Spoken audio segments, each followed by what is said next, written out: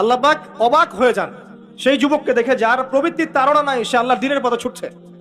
এই যুবককে দেখে আল্লাহ পাক অবাক হয়ে যান, এবং তার দোয়া যেভাবে কবুল হবে, একজন মানুষ যার পা কবরে অলরেডি চলে গেছে, তার দোয়া কি সেভাবে কবুল হবে? দুজন ইবাদত সমান। এই বয়সে আপনি অনেক কিছু করতে পারেন।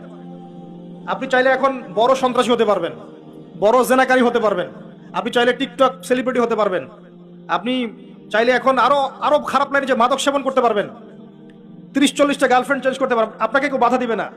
আপনি চাইলে 1-2 হাজার টাকা দিয়ে জেনা করতে পারবেন, উন্মুক্ত সব আপনার জন্য। ইভেন এখন আপনি চাইলে মদও খেতে পারবেন, লাইসেন্সে আছে, আপনি করতে পারবেন।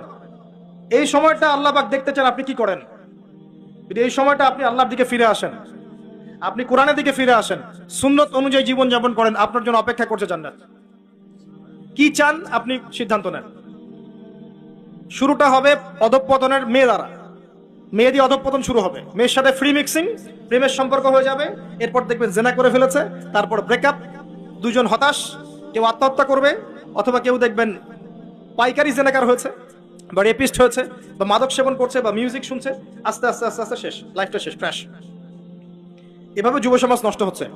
অনেক সময় দেখবেন পড়াশোনা করছে, কোনো কারণে রেজাল্ট ভালো হয় নাই, আত্মহত্যা করে বসে আছে। ডে বাই ডে যুব সমাজের সাইকোলজি মেলই হয়ে যাচ্ছে। আমাদের যারা ওস্তাদ শাইখরা আছেন, বৃদ্ধ প্রবীণ, তাদের যে গাম্ভীর্য আছে, ব্যক্তিত্ব আছে, গলার ভয়েস, কথা বলার অ্যাটিটিউড, ব্যক্তিত্ব, চলাফেরা, এগুলো এখনকার যুবকদের মধ্যে পাওয়া যায় না। আমার কথা ভালো করে মিলাই দেখেন, এখনকার যুবকদের মধ্যে মেয়েলই স্বভাব আছে, কথা বলবে মেয়েদের মতো, অ্যাটিটিউড কেমন জানি, মেয়ে মেয়ে অ্যাটিটিউড, লাজুক লাজুক ভাব, মেয়ে মেয়ে অ্যাটিটিউড, কোনো মানে একটা গায়রত নাই, সৌর্যবীর্য নাই, ফিজিক্যালিও দুর্বল, মানসিকভাবে দুর্বল, শারীরিকভাবে দুর্বল। একটা পাক লাগায় দেন মাঠে দৌড়াইতে, শেষ। 20 বছর 25 বছরে ভুড়ি হয়ে বসে আছে, গায়ে শক্তি নাই।